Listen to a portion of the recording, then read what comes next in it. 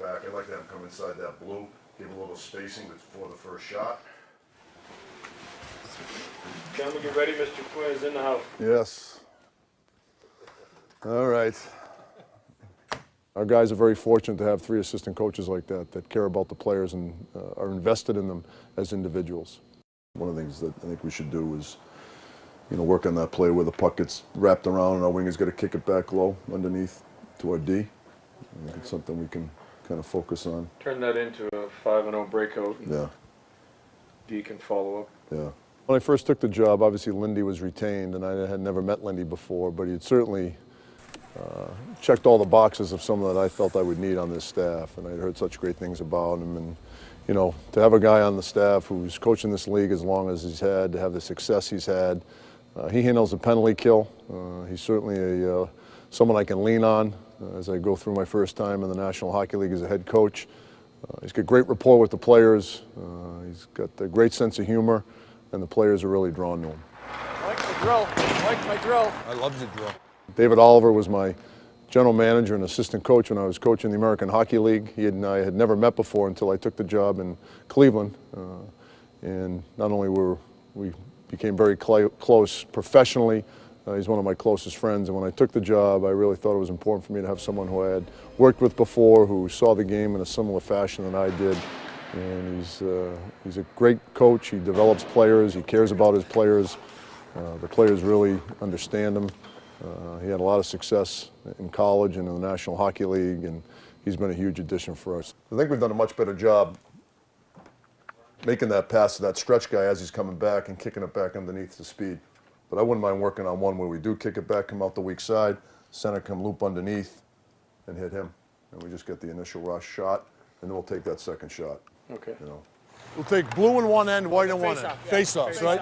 We'll do the wheel, we'll do the bossy, the wheel, and the middle winger high. Everyone does it once.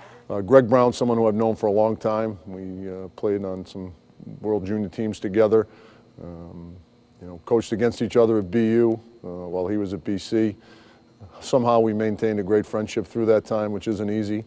But I always had an awful lot of respect for him as a hockey guy and as a friend and someone who's loyal. And I thought he was going to be a great addition to our staff. And when I first approached him, I was surprised how excited he was about this opportunity. He had a great situation at Boston College, and he's really kind of a hockey savant. And I want to continue to work on, too. When we do go D to D, I thought we did a real good job a couple of times. Again, we've talked about getting that D outside that weak side wing.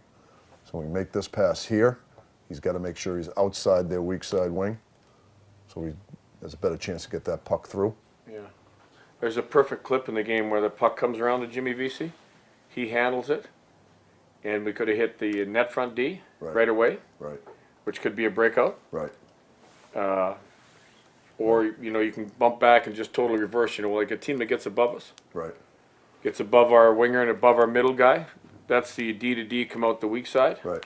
Yeah, well, listen, I think it's important when you hire people to listen to them and let them give their input. And, I may not necessarily agree with everything they say, but I respectfully disagree with it. At the end of the day, the decision is mine, but these guys certainly have an awful lot of say in what goes on around here. So you know what we'll do? On that neutral zone stuff, we'll drop a puck, and we'll put it in the 50-50 area, just so we work on getting into people. Okay, that's off a good that idea. face-off. Start that. Start right off the face-off, and we'll throw it in the 50-50 area. Yeah.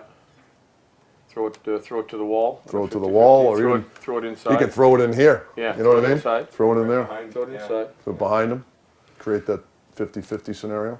I want these guys to understand what we're looking for and what type of team we want to have. I mean, we want to be a relentless team. We want to be a prepared team. We want to be a team that's fully invested physically and mentally and plays for each other. And that isn't something that happens overnight. That's not something that just happens during the day of a game. That happens 24 hours a day. It happens when you're at practice. It happens when you're traveling together. It happens, during the course of games. It happens in between periods. There's a lot that goes into that. And I think that's something our guys have embraced, and they're certainly putting their best foot forward and trying to accomplish all of that. All right.